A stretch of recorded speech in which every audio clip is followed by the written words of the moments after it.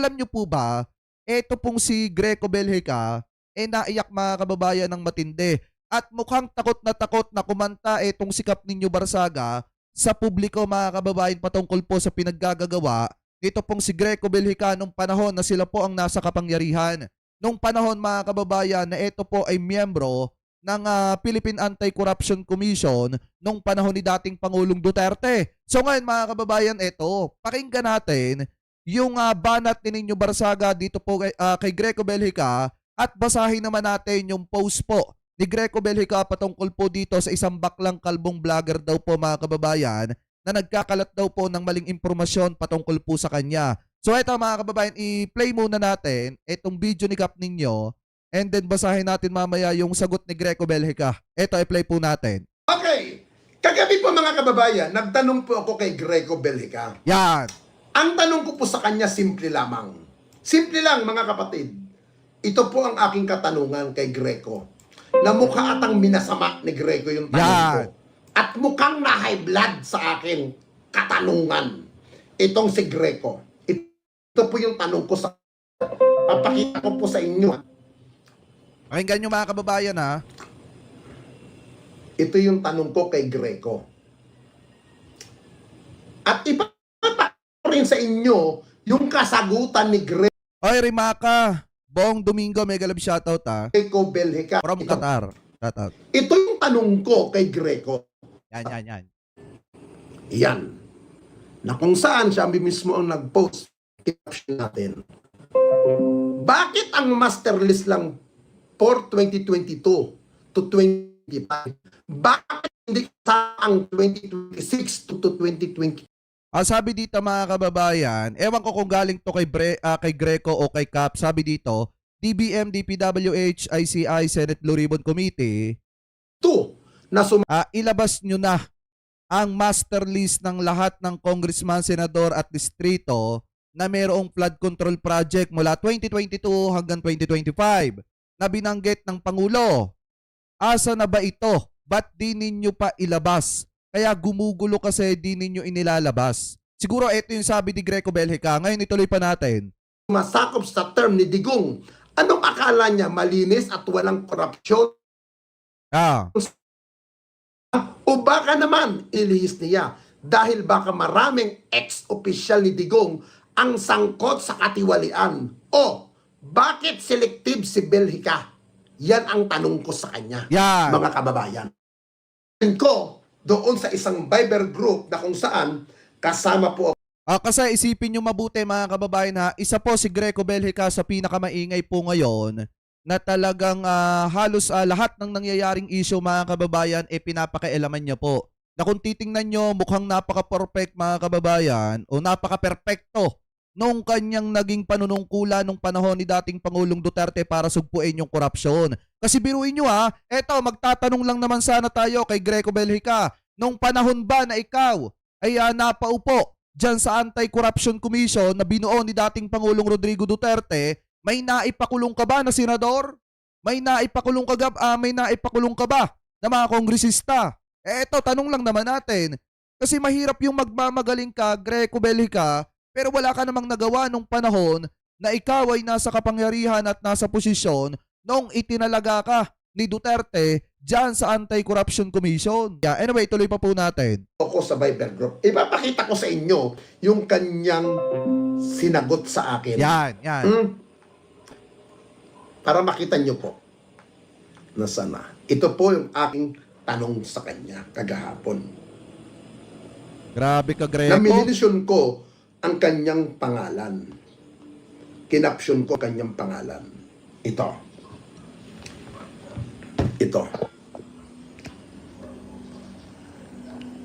Yan. Yan po ang tanong ko sa kanya. Yan. Sumagot po siya. Ito ang sagot niya. Hindi, basahin muna natin yung tanong ni Ninyo. Wait lang. Ano ba yung tanong ni Ninyo? Tanong sa kanya kagahapon. Malabo kasi. Naminisyon ko ang kanyang pangalan. Kinapsyon ko kanyang pangalan. Ito.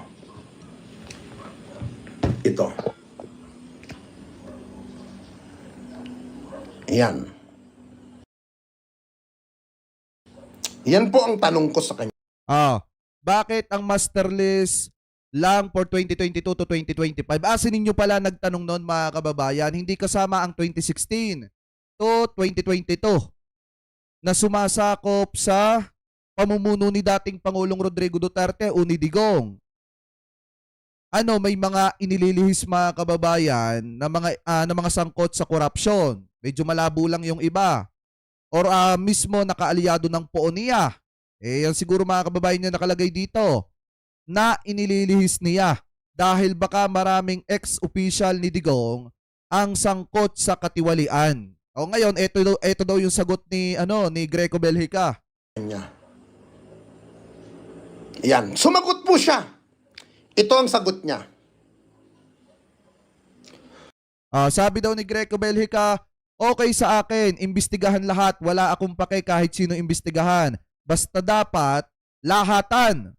Walang at sabay-sabay doon sa Blue Ribbon Committee para rinig at kita ng Pilipino sinong totoo at nagtaksel. Ayan yung sabi ni Greco Belhica mga kababayan. So ngayon, ituloy pa natin.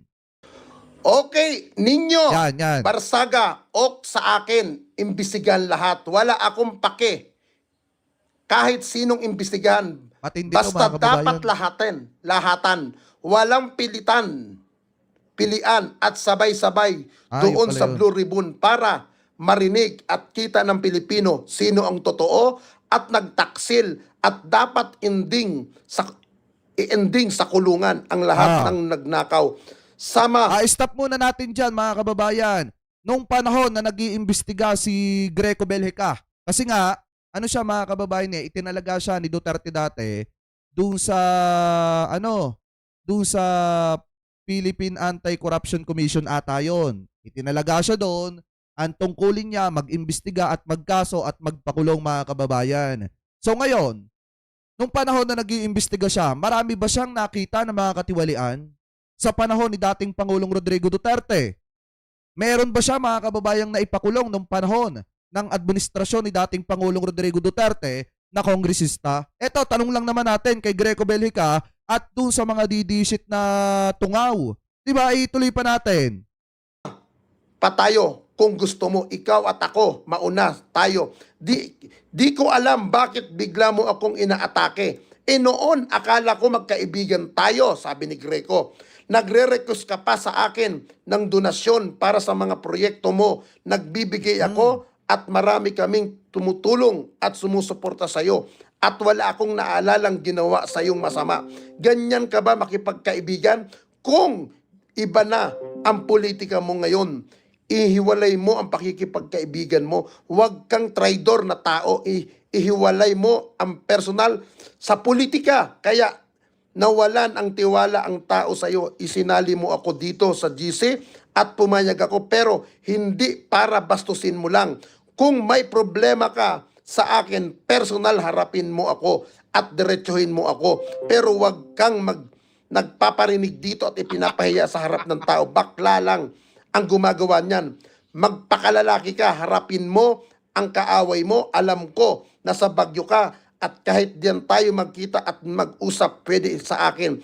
Kung gusto mo, kung yung mga trabaho namin doon, ang gusto mong malaman, nasa internet lahat yan. Nakapost at nasa news, doon mo hanapin. Huwag kang tamad mag-research kung medyahan ka. Ayaw ko nang banggitin yung iba dahil patay na yung iba. Nakasuhan namin at tapos na trabaho ko dyan.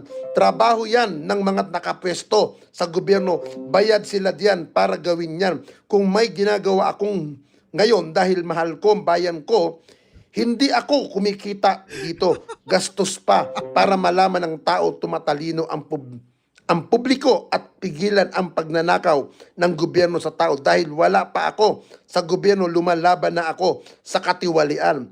Kinasuhan ko ang buong Kongreso, Pangulo at opisina nito dahil sa pork barrel system at DAP. Wala pa ako sa pwesto noon, nanalo at inaalay namin ang panalong yan sa bayan, pero ginawa na namin nila ngayon. Mas masahol pa, kaya tumitindig kami uli. Paulit-ulit ng Ano to? Ano to, Greco Belhica? Ba't ang haba ng message mo kay Ninyo? Nasaktan ka ba? Hindi, tayo nagtatanong lang naman. Nasaktan ba si Greco Belhica sa sinabi ni Kap Ninyo Barsaga na dapat kung maglalabas itong si Greco Belhica at mag-iimbestiga at mag-iingay sa social media, dapat sana ang hiniling mo pamula 2016 hanggang 2022 yung imbestigahan hanggang sa kasalukuyan. Eh bakit mukha atang 2022 lang hanggang 2025 yung gusto mong malaman ng taong bayan? Eh di ba dapat kung tutuusin pati yung 2016 isali pataas dahil diyan nagsimula yung matinding korupsyon. Diyan natuto ang mga diskaya na kumuha ng napakaraming proyekto sa nasyonal. At yung iba mga kurap na kongresista, diyan din natutong mangurap sa panahon ni Digong. Diba mga kababayan? Anyway, tuloy pa natin. Na itaya ang buhay ko para sa bayang ito. Baka ikaw hindi pa magre-research ka muna para di ka magmukhang mangmang, sabi ni Greco sa akin. Pangalawa, nakakalungkot na ang pinakamalas magpanggap na self-fake news ay siya rin unang nagkakalat ng fake news bago magpiling moral police. Sana nag-check muna. Heto po ang ebidensya na kami ay nag-file ng kaso noong October 15, 2018. Yan, bubuksan natin yan. Ito ang tanong ko sa iyo, Greco. Ang sabi mo sa akin na nanghingi ako sa iyo ng donation. Tama? Oo. At ang hiningi ko sa donation, hindi pera. Hindi pera. Bigas. Pero anong ginawa mo? Ang sabi ko sa iyo, boss, magre-renta po ako ng truck. Natatandaan mo yun, Greco? May text tayo doon. Ngayon, ang reply mo sa akin, balikan mo rin yung reply mo sa akin na may halong grocery. May halong grocery. Ngayon, anong ibinigay mo? Bigas na nabulok? Na NFA? Na ilang araw na lang pabulok na? Yung bang pinagmamayabang mo, Greco? Grabe ka pala, Greco Belhica. Pinagmamayabang mo yung naitulong mo kay Ninyo Barsaga doon sa kanya mga project na pagtulong sa mga kababayan natin. Diba, kala ko naman mga kababayan, nagbigay siya ng pera, pondo kay Ninyo Barsaga para ipamili ng mga relief goods para po sa mga kababayang Pilipino po natin na nangangailangan. Eh yun naman pala, ang binigay naman po pala niya, NFA na bigas na malapit na pong mabulok.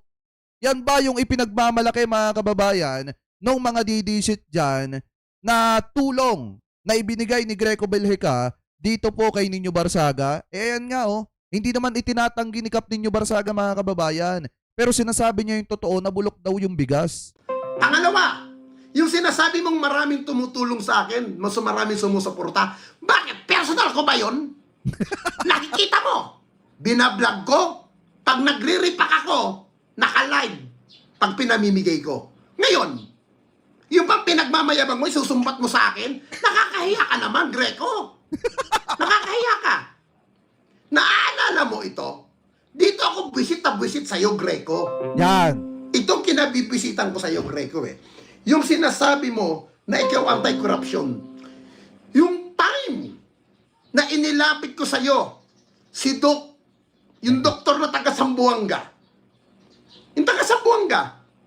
Nakalimutan ko lang yung pangalan. Si Dr. Yumol. Natulungan mo ba? Na-actionan mo ba? Hindi. Galit na galit ka pa kay Yumol nung time. Eto mga kababayan yung kung matatandaan nyo. Si Dr. Yumol, eto ata yung ewan ko pakitama na lamang po ako. Parang nasangkot ito sa isang pamamaril mga kababayan na ang binaril ay mayor ng Purigay ata yon. Basta Purigay issue na inano ng isang doktor. Pakitama na lamang po ko kung ako po ay mali. Pagkakalam ko parang ipinagtatanggol pa yan ni na Maharlika noong mga panahon na yon. Ano po na kung saan itinumba ni Dr. Yumol yung isang mayora, tapos after nun, nakasuhan siya, sunod naman na naitumba yung tatay niya. Yun yung pagkakaalam ko dyan Pakitama na lamang po ako. Na in-interview ko siya live, na isinend ko sa kanya yung interview ko sa'yo, Nag-request ka sa akin na ikaw naman ang i-interview ko sa live ko, Ah, sa StreamYard ko. Binigyan mo ako ng mga katanungan. Binigyan mo ako ng kodigo ng mga katanungan. ay, Ngayon, hindi ka ba nahiya sa mga sinasabi mo? ay, grabe tong pasabog ni Kap ninyo Barsaga kay Greco Belhica. Malaalan Peter Cayetano ka pala. Diba? Malaalan Peter Cayetano pala etong si Greco Belhica. Bago magpa-interview, nagbibigay ng tanong. Tapos yung tanong, alam na niya. Diba mga kababayan? Alam nyo sa totoo lang, kaya ayoko mag-interview nung ibang mga, nung ibang mga politician na halimbawa uunahan ako na ang tanong manggagaling sa kanila. Ay, di ko na i-interviewin yan kasi ang gusto kong tanong manggagaling sa taong bayan. Hindi manggagaling sa akin kung hindi manggagaling mismo sa taong bayan dahil taong bayan ang may karapatang magtanong sa mga politiko kung ano na ba ang accomplishment po nila. Pero kung ikaw, tao ka ng gobyerno, magpapa-interview ka, ipipilit mo yung sarili mo na interviewin ng isang vlogger, bago yung itatanong sa iyo ay galing din sa iyo, wag na lang. Di po ba kayo nahihiya, Sir Greco Belhica, kung totoo man po itong sinasabi ni Kap ninyo Barsaga na malaalan Peter Cayetano kayo? Na bago kayo magpa-interview, kailangan yung interview, alam ninyo yung itatanong sa inyo at sa inyo pa manggagaling yung tanong. Kapal nyo naman po. Diba? Ituloy pa natin. Ha? Tutulong ka pero susumbat mo? Hindi ko nilamon yung tinulong mo, hoy. Ha? Hindi ko nilamon yun. Ha? Samantalang yung maraming naitulong sa akin, tahimik lang si Penny Belmonte, si Joseph Penny. Ah, Tahimik lang yung ali. Nakakuha ako kay Penny ng halagang 2 milyon na grocery, pero hindi niya ako pinabablog na i-mention ang pangalan niya. galing. Kahit siya ay pro Duterte pa rin ngayon, hindi niya ako sinusumbatan. Hindi ka pa nahiya nun? Hindi ka pa nahiya, Greco? Si Ma'am Penny Belmonte, nabigyan ako ng halagang 2 milyon. Hindi cash yun, ha? Hindi cash. Hindi cash na pera yun. Pero, may resibo dahil naka-Facebook Live yung pinamigay kong yun. Grabe ka, Greco. Ngayon, yung binigay mong bigas, wala pang halaga na 5,000, sinusumbat mo? Hindi ka pa nahihiya niyan, Greco? Ha? Ay ito, pangalawang inilapit ko sa yung kaso. Yung kay Doc Ellery Quintilla ng DepEd Taguig Pateros. Ah, May ginawa ka bang action din doon? Wala! Tapos sasabihin mo anti-corruption ka? Sasabihin mo anti-corruption ka? ah. Ito ba yung sinasabi mo na mga pinailan mo ng kaso? Ito yung binigay mo sa akin link eh. Sasagot mo rin kagabi. Ito pinagmamayabang mo, Greco? Tingnan nyo. Wait. Open natin. Ito yung pinagmamayabang kasong sinasabi mo? Ito? Sige, check ko. Tingnan nyo, ha. Anong pinail mong kaso? Group files malversification complaint versus Aquino alias Overdap. Published Tingnan nyo mga kababayan yung ipinagmamalaki ni Greco Belhica dito. May nakikita ba kayo na kaalyado ni Duterte dyan? Di ba may nakikita ba kayo na kinasuhan niya na kaalyado ni Duterte dito? October 15, 2018. Yan. Yan ba pinagmamayabang mo? Ang mga kinasuhan niya dito, si dating Pangulong Benigno Aquino. Etong isa, di nating Pinail mo ang di nating gaano kilala, pero nakalagay dito si Mar Rojas, si former Senator Trillanes, mga kababayan, tapos etong isa pa. May nakita ba kayo dyan nakaalyado ni dating Pangulong Rodrigo Duterte? Wala! Puro dilaw, oh. Puro dilaw yung kinasuhan ni Greco Belhica. Tapos eto ba, pinagmamalaki ni Greco Belhica na nagtrabaho siya para sa bayan? Nagtrabaho lang naman kayo para anuhin para durugin yung mga dilaw nung panahon ni dating Pangulong Rodrigo Duterte.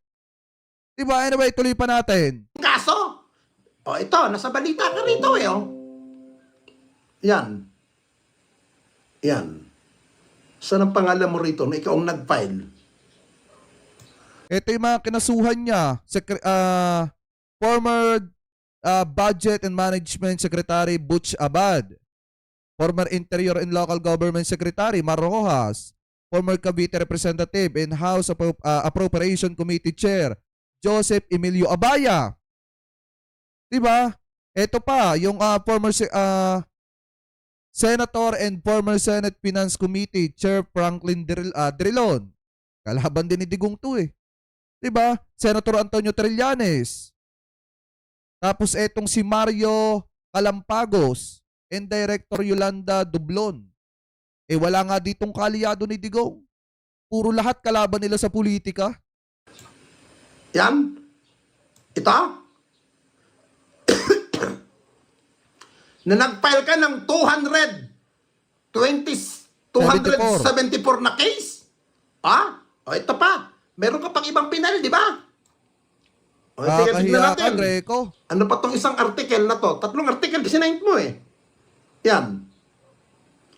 Yan. Yan. Aquino, former cabinet official, senators, sued over DAP.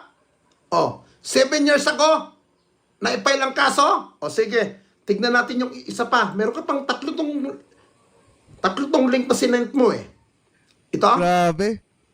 Yan. Aquino name in press rap over. Yan. October 15. Alam nyo, okay lang sana mga kababayan kung kinasuhan niya dito sina Michael Yang, yung mga sangkot mga kababayan sa Pharmalim, yung pharmaceutical scam. Diba? Kung kinasuhan sana ni Greco Belhica yung mga yon, maniniwala pa ako. Sinadukay kung kinasuhan niya, baka maniwala pa ako na nagtrabaho siya na maayos para sa bayan. Pero wala Puro dilaw. Yung pinunteriya niya mga kababayan nung panahon po niya. 2018? Pag-usapan natin to. Sino yung mga kinasuhan mo doon? Sino yung pinagmamayabang mo? Tignan ko nga kung sino yung mga pinagkakasuhan mo. Dating Pangulong Aquino, dating Budget Secretary Butch Abad, dating DILG Secretary Mar Rojas, at dating Senator Antonio Trillanes, 4 yung kinasuhan mong personalidad. Ito tanong ko sa'yo. May napatunayan ka ba? Doon sa mga kinasuhan mong yon? Isa pa yon. Na-convict mo ba? Madaling magkaso, Greco. Ito tanong, madaling magkaso. Pero ang tanong, umusad ba ang kaso mo? Umusad ba? Yun ang tanong. Napatunayan ba sa korte? Kayo ang Panginoon nung panahon ni Duterte. Tama. Kayo ang nagahari. May napatunayan ba doon sa mga kinasuhan mo? Wala. Kailan namatay si dating Pangulong Aquino? Panahon ng COVID. Kailan ka nag-file ng kaso kay Aquino? 7 years ago. Di ba? Kailan ka nag-file ng kaso laban kay Aquino? Durog si Greco. October 15, 2018. Ilang taon tumakbo ang kaso bago siya mamatay? Bakit wala ka napatunayan? Bakit wala kang napurshoot ni isa man lang? Bakit ni isa wala? Anong kayo pinagmamayabang mo? Kinasuhan mo si Pinoy? Putang ina, dali-dali magkaso Napakadali. Pero ang tanong, yung ipinail mo bang kaso, umuusad ba? Napatunayan ba? May legit ka bang ebidensya? Wala. Durog si Greco. Tapos yan ang gagamitin mo? Anti-corruption ka? Tapos sasabihin mo, kaibigan mo ako? Kaibigan mo pala ako. Hindi ko naramdaman ng pagiging magkaibigan natin. Ramdam ko pagiging plastic mo. Ngayon, cut natin muna mga kababayan na bago tayo bumalik dyan. Sinagot po ni Greco yan. Ang sabi ni Greco dyan, eto daw, yan. Tapos mga kababayan ngayon, ewan ko lang ha kung masisearch pa ninyo ito. Pagkakalam ko parang binura na ata ito ni Greco Belhica. Pero mga kababayan, may mga nakapag-screenshot na kasi na mga kababayan Pilipino po natin. Ang sabi dito ni Greco Belhica, babala! May kalbong baklang basher naninira sa akin online. Huwag nyo na pong pansinin dahil di titigil yan dahil bayad. Okay, ganyan naman ang mga didishit mga kababayan. Pagka sila nasusukol, pagka may ibinubulgar patungkol po sa puon nila, sinasabihan nila na bayaran kami. Yan ang malimit po nilang sabihin mga kababayan. Bayad daw, naka-payroll daw, kaya daw todo-todo yung paninira sa kanila. Eh di ba sila, kaya lang naman sila napapansin ng mga vlogger kasi todo-todo din yung mga pagbira po nila sa gobyerno. Yung pakikialam po nila sa issue ng politika na parang pinapalabas nila na sila yung bida lagi. Ngayon mga kababayan, sabi pa dito, nakulong yan for cyber libel daw. Totoo naman, nakulong itong si Kap Ninyo Barsaga pero nakalaya agad.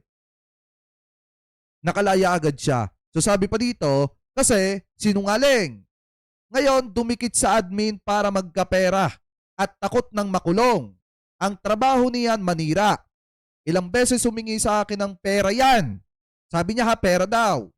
Ilang beses humingi sa akin ng pera yan para daw sa proyekto niya. Binigyan ko naman kahit di ko alam kung totoo. Ngayon, may iba nang hinihingian. Naka-payroll na sa admin. Malamang, di yan sa flood control money ang ibinibigay sa kanya. Anyway, wag na po ninyong pansinin ang mga bashers. Nanggugulo lang yan. At ang sinungaling, kapatid ng magnanakaw. Hindi po akong isyo, korupsyon at maanumalyang flood control. Yun daw mga kababayan ng isyo, sabi po ni Greco Belhica. Sabi niya daw dito, pera daw yung ibinigay niya kay Kap Ninyo Barsaga. Ngayon, inaamin naman ni Kap Ninyo Barsaga na nagbigay ng tulong etong si Greco Belhica pero hindi daw po pera. Bigas na NFA na pabulok na wala pa daw pong halagang 5,000 yung naibigay po ni Greco Belhica. Kaya nga mga kababayan, sa totoo lang, hindi ba na nahihiya si Greco Belhica dito na isinusumbat niya yung naitulong niya kay Kap Ninyo Barsaga porkit itinatama yung mga maling sinasabi po niya online, mga kababayan. Diba? Tama ba na isumbat mo yung naitulong mo? Porkit kinikriticize ka nung tao na tinulungan mo? Eh masaklap nito, yung itinulong mo hindi pala pera pero sinasabi mo online, pera pala yung itinulong mo. Eh yung pala naman, bigas na NFA na pabulok na. Ano po ngayon, ituloy pa natin itong kay Ninyo Barsaga. Hindi pagbabastos yung tanong ko sa'yo. Ha? Pero kung ang tanong ko siguro sa'yo, in favor sa'yo, maaaring okay sa'yo. Pero nagkataon ng mga tanong ko, hindi nagiging favor sa'yo, kaya ka nagagalit. Simple lang Totoo naman naman. Bakit gusto mong imbestigahan ang flood control taon ng 2022 hanggang 2025? Bakit hindi mo isinama ang taon ng 2016 Tama. hanggang 22? Bakit ayaw mo? Dahil marami mong madadawit? Ha? Tigilan mo ako, Greco. Ha? Tama, magkakilala tayo. May communication tayo. Ha? Sa lahat ng kaplastikang Greco,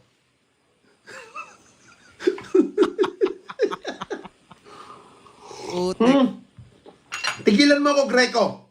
Ha? Masakit sa pandinig pag ang sinasabi ay totoo. Tama.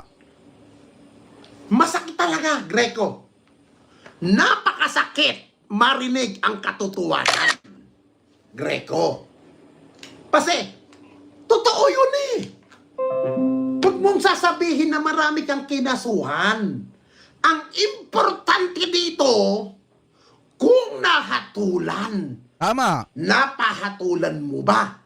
Napakonvict mo ba? Kasi kung wala ka na ipakonvict, nung panahon mo bilang chairman ng anti-corruption, muro-muro lang yung mga pinagpapenyong kaso, drama-drama lamang. Mm. Di ba? tatanungin kita, Greco. Ang sabi ni dating Pangulong Duterte, corrupt si dating DILG Secretary Mike Sueño. Nako. Corrupt! Magnanakaw si dating DILG Secretary Mike Sueño. Pero ang pagkakakilala ko kay Mike Sueño, matinong tao. Maayos. Anong ginawa mo ron? Pinailan mo ba ng kaso ng corruption?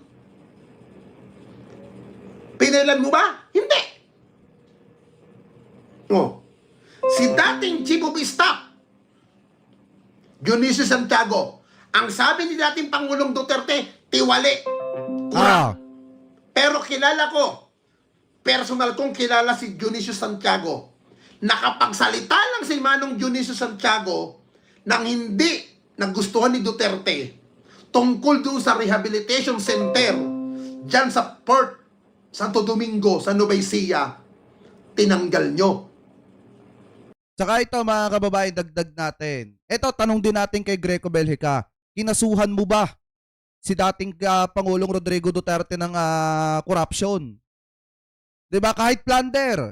Kasi 'di ba, maliwanag na sinabi ni dating Pangulong Rodrigo Duterte noon na siya ay corrupt, na siya ay nagnakaw ng pera ng bayan, pero ubos na. Ang tanong, kinasuhan ba ni Greco Belhica si dating Pangulong Rodrigo Duterte? Ito, tanong ko lang naman mga kababayan ha. Kasi kung talagang para sa bayan siya, dapat kahit yung presidente noon, kinasuhan niya. Pag hindi niya nagawang kasuhan si dating Pangulong Duterte, kahit umami na publicly na siya ay corrupt, nagnakaw ng pera ng bayan pero ubos na, hindi si Greco Belhica para sa bayan. Kasi hindi niya kayang kasuhan si Digong. Anyway, tuloy pa natin. Yung kay Digong, legit talaga yon. Kasi inamin niya talaga yon na nagnakaw siya ng pera ng bayan pero ubos na. At kung ano-ano ang mga pinagkasabi ni Digong. Sinira nyo. Ako lang ang Duterte vlogger noon ng panahon na yun na hindi sumayusaw. Hindi ko sinunod yung utos sa akin na bakbakin si Dionisio Santiago dahil kilala ko personal si Manong Junit. At malaking respeto ko sa mama. Hindi kayo nakarinig ng salita kay Dionisio Santiago ng negative. Tuluyan na nahimik yung mama. Sinira nyo rin ang pangalan nun. Ngayon, sasabihin mo, nag-file ka ng kaso? Greco, madaling mag-file. Pero ang tanong dito, ano ang napatunayan ng pagpapail mo ng kaso? May nakonvict ba? Ito na lang. Boots Abad, Marojas, Antonio Trillanes, buhay pa ang mga yan. Bakit hindi napakonvict mo? 7 years ago na yan. Nakalipas. Yan ang problema sa'yo, Greco Alam mo, Greco, yung sinasabi mo na magkita tayo, tigilan mo ako. Tigilan mo ako sa mga kadramahan mong na ganyan. Tigilan mo ako sa kaartihan mong yan. Hindi pagtatraidor yung tanong ko sa'yo. Ang tanong ko lang sa'yo, simple lang ang tanong ko naman sa'yo di ba? Simple lang. Ito ang tanong ko, papakita ko uli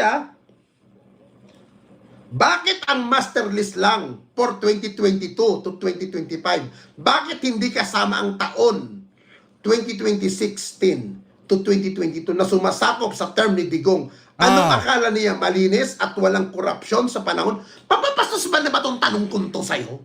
Hindi pagpapastos to Tama. Walang pambabastos doon, Greco. Alam nyo kasi masyado lang nasaktan etong si Greco kasi siguro nung panahon ni dating Pangulong Rodrigo Duterte, di umano, hindi ko naman sinasabing totoo, hindi ko din naman sinasabing hindi. Baka naging inutil siya. Di umano. Kasi wala siyang naipakulong nung panahon na yon. Wala siyang naipakulong na kongresista, wala siyang naipakulong na senador. O kahit nga si Digong, hindi niya naipakulong Umami na yon na nagnakaw ng pera ng taong bayan pero ubos na. Diba? Hindi niya naipakulong. Umamin din na nagtatanim ng ebidensya. Pero hindi niya naipakulong.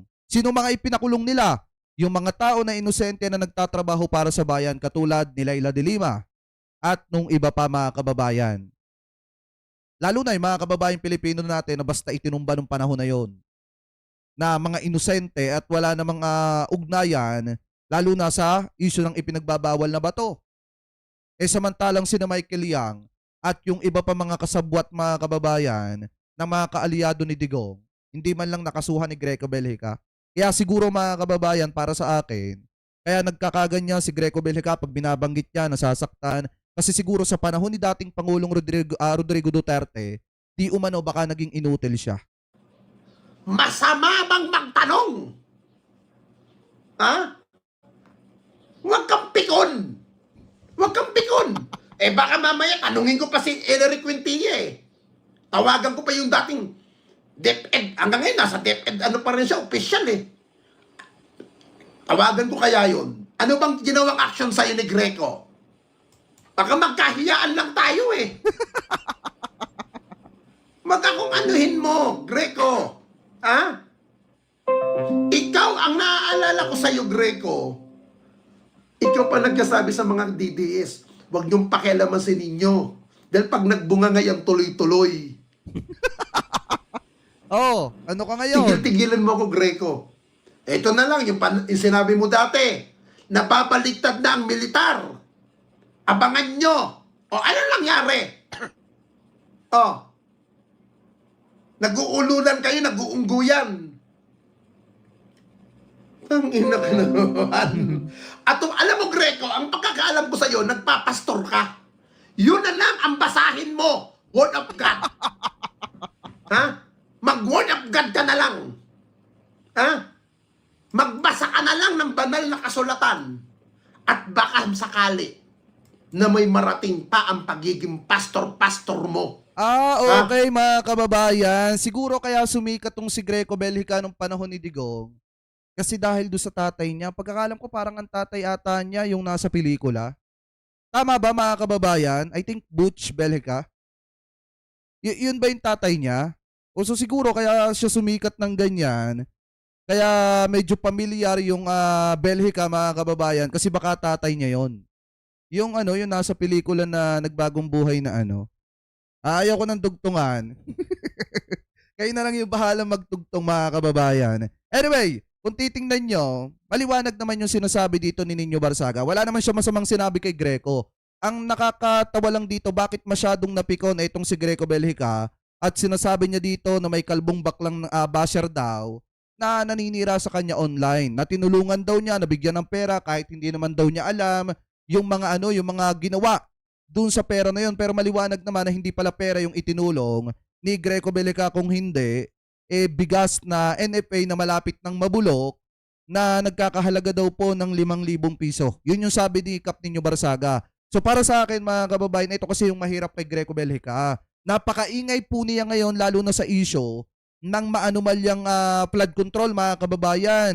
Na parang ang dating-dating kasi sa panahon ni dating Pangulong Duterte, wala po silang bahid ng kahit na anong korupsyon o nagtrabaho siya ng maayos para sugpuin yung korupsyon. Hindi nga nila nasugpo sa panahon ni Digong dahil mismo yung presidente umami na siya ay kurap at nagnakaw pero ubos na yung ninakaw. Pero hindi niya nakasuhan mga kababayan. So paano masusugpo yung korupsyon kung hinayaan lang ni Greco Belhica etong si dating Pangulong Duterte? Diba mga kababayan?